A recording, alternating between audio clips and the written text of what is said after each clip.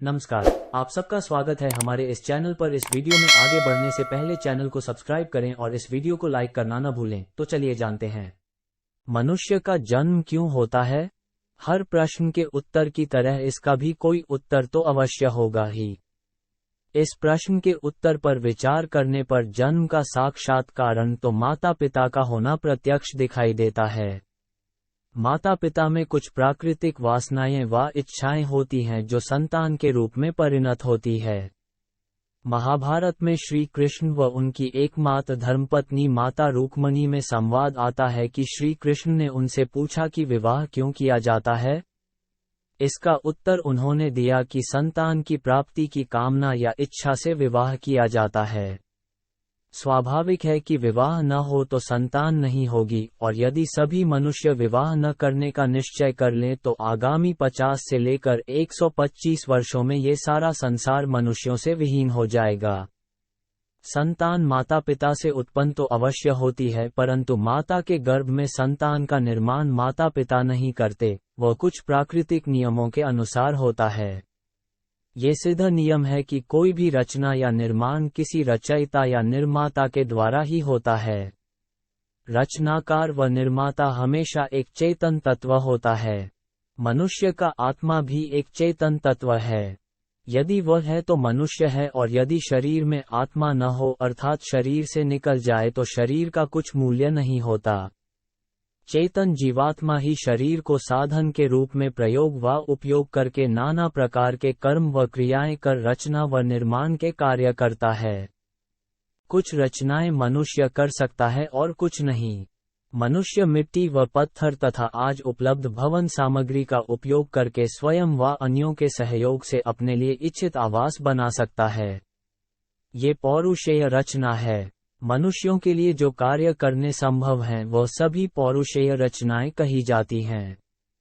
वैज्ञानिकों ने computer, mobile, हवाई जहाज, रेल आदि उपयोगी यंत्रों आदि का निर्माण किया है, अतः ये सभी पौरुषेय रचनाएं हैं। हम सूर्य, चंद्र, पृथ्वी व आकाश में तारागण समूह को देखते हैं। कोई मनुष्य या देश इनको बनाने का दावा नहीं करता और न ही भविष्य के लिए कोई योजना है। ये रचनाएं अपौरुषेय रचनाएं हैं जिन्हें एक सर्वव्यापक, निराकार, सर्वज्ञ, सर्वशक्तिमान व चेतन सत्ता ही करती है।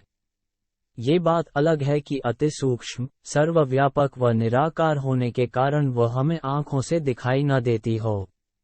वही चेतन तत्व, ईश्वर, परमात्मा, जगदीश्वर, सृष्टा व सृष्टिकर्ता आदि अनेक नामों से जाना जाता है। उसी ईश्वर ने माता पिता में संतान उत्पन्न करने की भावना या वासना उत्पन्न की हुई है। इसी से यह संतान को जन्म देते हैं, परंतु संतान के शरीर व उसके सभी अवयवों को बनाता परमात्मा ही है। अब ये देखना है कि परमात्मा को ये संसार बनाने व मनुष्य आदि प्राणियों को जन्म देने की आवश्यकता क्यों पड़ी। इसका उत्तर है कि परमात्मा का स्वयं तो अस्तित्व है ही, इसके साथ ही एक इत्र चेतन तत्व जीवात्मा जिनकी संख्या मनुष्य के ज्ञान में अनंत है, का भी अस्तित्व ब्रह्मांड में है। इन दो तत्वों के अतिरिक्त एक जड़ तत्व प्रकृति भी सदा से ब्रह्मांड में विद्यमान है। ये तीनों अनादि तत्व परस्पर इस अनंत परिमाण वाले ब्रह्मांड में विद्यमान है। ईश्वर अनुत्पन्न, अनादि, अजन्मा, नित्य, अविनाशी, अमर, सर्वव्यापक, सर्वज्ञ, सर्वशक्तिमान चेतन सत्ता है। जीवात्मा चेतन तत्व, अणुमात्र, अत्यंत सूक्ष्म, अजन्मा, अनुत्पन्न, अविनाशी, अमर, नित्य, कर्मों का कर्ता व फलों का भोग करने वाली सत्ता है।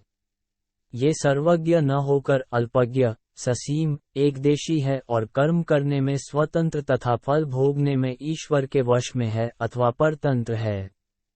चेतन तत्व में ज्ञान ग्रहण करने के साथ कर्म व क्रिया करने का गुण भी होता है। प्रकृति जड़ तत्व है जिससे जड़ पदार्थ यथा सूर्य, चंद्र, पृथ्वी, तारा समूह सहित अग्नि, जल, वायु, आकाश का सृजन हो सकता है। जीवात्मा अपनी चिन्मय अवस्था में कोई कार्य नहीं कर सकता। प्रकृति भी जड़ होने से ईश्वर के आश्रित है। ईश्वर का स्वरूप ऐसा है कि वह अनादि काल से सृष्टि की रचना करता आया है। उसने इस सृष्टि से पूर्व असंख्य या अनंत बार इसी प्रकार की सृष्टि की रचना कर उसका सफलतापूर्वक संचालन किया है। अपने उसी स्वभाव व अन्य गुणों व सामर्थ्य के कारण उसने इस कल्प में भी इस सृष्टि को रचा है तथा उसका पालन व संचालन कर रहा है। जीवात्मा अकेले व सब मिलकर भी स्वयं सृष्टि की रचना व संचालन नहीं कर सकते और न स्वयं इच्छानुसार जन्म ले सकते हैं। ईश्वर के सामने जीवात्माएं एवं प्रकृति है। जीवात्माओं को पूर्व जन्मों में किए गए संचित व अभुक्त कर्मों के अनुसार फल देना है। अतः उसे सभी जीवों को उनके प्रारब्ध, अभुक्त व संचित कर्मों के अनुसार सुख व दुख के उपभोग के लिए उन्हें जन्म देना होता है। जीवों का यही प्रारब्ध ही सभी मनुष्यों व अन्य प्राणियों के जन्म का कारण हुआ करता है। अतः ईश्वर मनुष्य व प्राणियों के वृद्ध होने एवं पूर्व प्रारब्ध का कुछ व अधिकांश भाग भोग लेने पर नियमों के अनुसार प्रत्येक योनि में रहने वाले जीवात्माओं को मृत्यु प्रदान करता है। मृत्यु के पश्चात पुनः उनके प्रारब्ध के अनुसार उन्हें अनेकानेक जीव योनियों में से उनकी पात्रता के अनुसार निष्पक्ष व न्यायकारी राजा के रूप में सुख व दुखों का उपभोग करने के लिए किसी एक योनि में जन्म देता है। इस प्रकार हमें मनुष्य का जन्म क्यों होता है? इसका उत्तर मिल गया है। यही सत्य है और यही इस प्रश्न का संतोषजनक उत्तर है। नान्या पंथा विद्यते यनाय। अब मनुष्य जीवन के उद्देश्य पर विचार करते हैं। पहला उद्देश्य तो प्रारब्ध का भोग है। इसके अतिरिक्त मनुष्य योनि, कर्म व फल भोग योनि, उभय योनि है जो हमारे लिए प्रत्यक्ष है। हमारे पास धन है। एक जरूरतमंद व्यक्ति हमारे सामने धन की याचना करता है। हमें भी इच्छा होती है कि उसकी सहायता करनी चाहिए। हमारे मन में अनेक प्रकार के विचार आते हैं। लोभ की प्रवृत्ति हमें उसकी सहायता करने से रोकती है। परमार्थ के बारे में सोचते हैं तो दान का फल सुख शांति व जीवन की उन्नति होता है। अब हम सोच विचार कर निर्णय करते हैं। कुछ व्यक्ति जिनकी संख्या आजकल कम है, परमार्थ को महत्व देते हैं और अधिकांश लोभ के वशीभूत होकर उस व्यक्ति को सहायता करने में असमर्थता व्यक्त करते हैं। इस प्रकार से हम शुभ व अशुभ कर्म करते हैं। इन कर्मों का फल ईश्वर से मिलता है। यदि हम निस्वार्थ भाव से परमार्थ के काम करते हैं तो हमारे पुण्य एकत्रित होते रहते हैं। जीवन में आने वाले कष्टों को अपने पूर्व कर्मों का भोग मानकर यदि हम प्रसन्नता पूर्वक सहते हैं तो इससे हमारे पूर्व के अशुभ कर्मों का भोग हो जाता है। इस प्रकार से हमारे पुण्य कर्मों का खाता बढ़ता है और अशुभ या पाप कर्मों का खाता घटता है। इससे हमारा प्रारब्ध बनता है और इस जन्म व परजन्म में उन्नति अर्थात उच्च योनि में जन्म का प्राप्त होना निश्चित होता है। मनुष्य योनि में हमारे सामने एक विकल्प और भी है।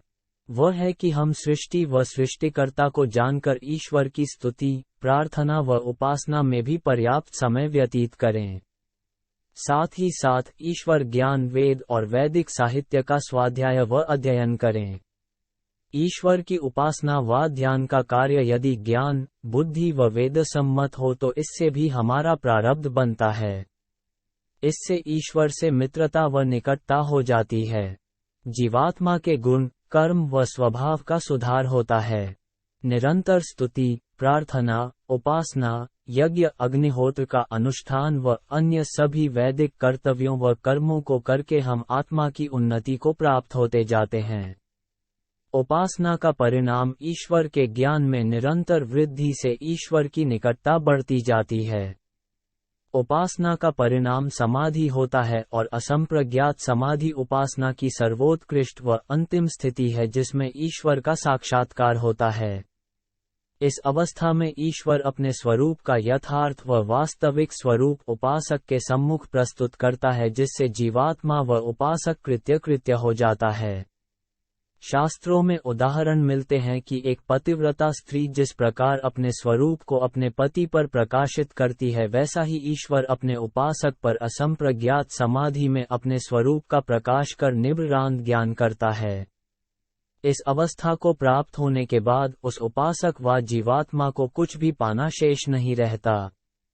इस अवस्था का परिणाम मोक्ष की प्राप्ति है। इसका अर्थ है कि भावी समय में मृत्यु होने के पश्चात मनुष्य जन्म व मरण के चक्र से छूटकर मोक्ष को प्राप्त होता है।